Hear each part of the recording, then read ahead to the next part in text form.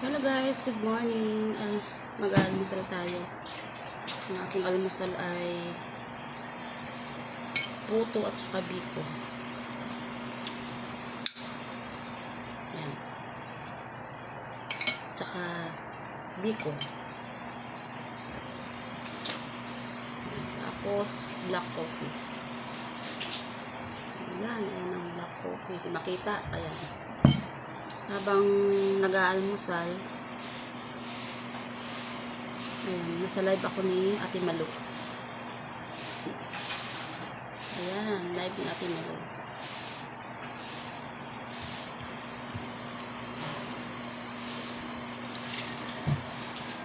Nag-aalmusal muna tayo habang nag-aantay ang aking isasampay ng mga labahin.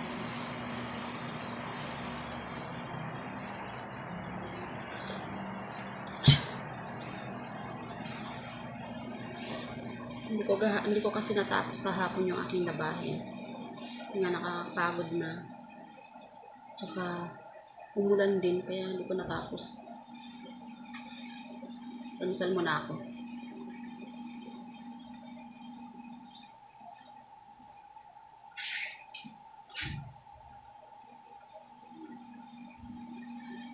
Super.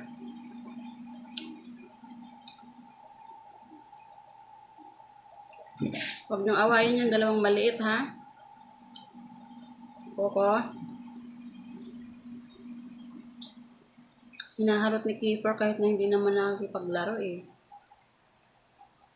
Naapakan pa ni Coco. Ang kukulit.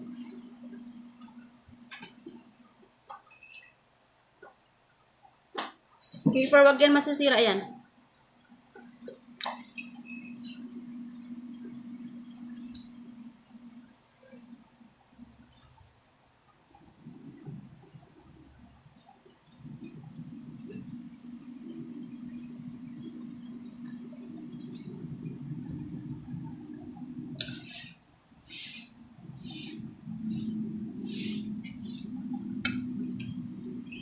Napupuyat ako sa pusa ko kasi yung pusa ko na babae ay gustong bulugan ng lalaking pusa. Eh, ang liit-liit pa nun.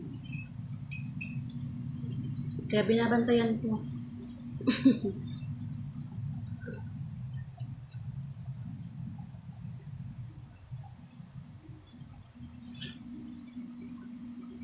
Gusto niyang bulugan, ang liit-liit pa kasi. Kaya pag once na naririnig ko yung parang ingay ng pusa, tinatakbo ko kaagad. Kasi kinakagat niya yung liig ba.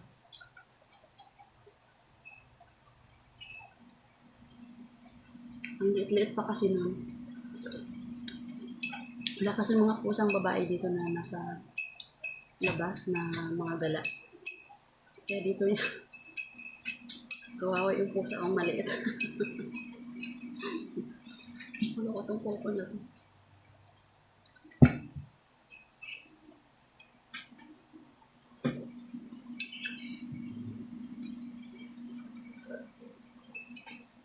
Yung isa kasi nabuntis na, kaya ayoko nang mabuntis yung isang pusa kasi baka mamaya dadami na naman yung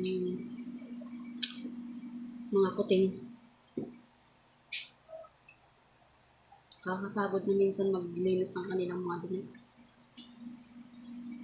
Yung pagkain nila magastos. Pag nagkakasakit, bilan mo ng gamot. Bilan ng gamot, vitamins. Ako nga hindi nagbabitamins eh.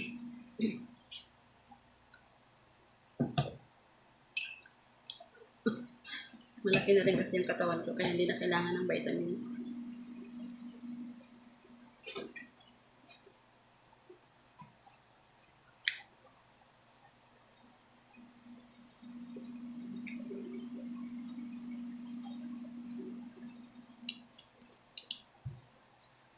Hindi naka-live si Ate Jane at saka si Donnie.